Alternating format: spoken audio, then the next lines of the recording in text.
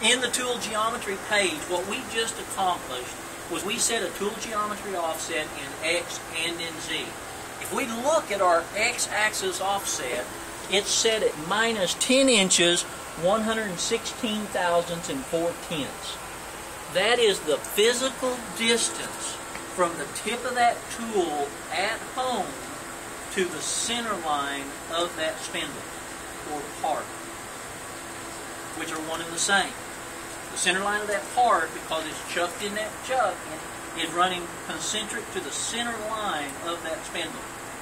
So from the center line of the spindle to the machine's home position with that tool mounted is 10 inches, 116 thousandths and 4 tenths. The Z-axis minus 20 inches, 120 thousandths is the distance from machine home with this tool mounted to the face of that part.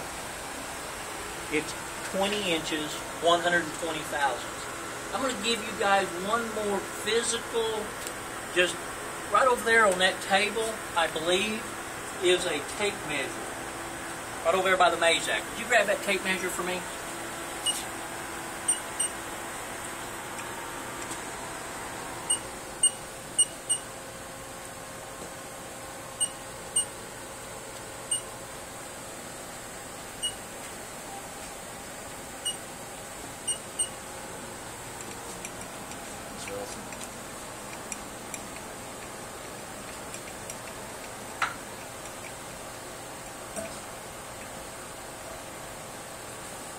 I'm taking the machine home.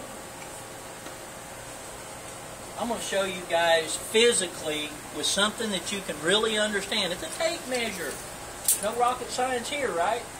If I measure the distance from the face of that part to the tip of this tool, let me go in where I'm fairly straight. What do I got here? Somebody want to look at the tape measure? Somebody call that 20 1/8 of an inch? Yep. All that offset is, guys, is the physical distance from machine 0 to part program 0. If we back this tool all the way up in X, how do we work these machines? Diametrically or radially? Huh? We deal with diameters, don't we?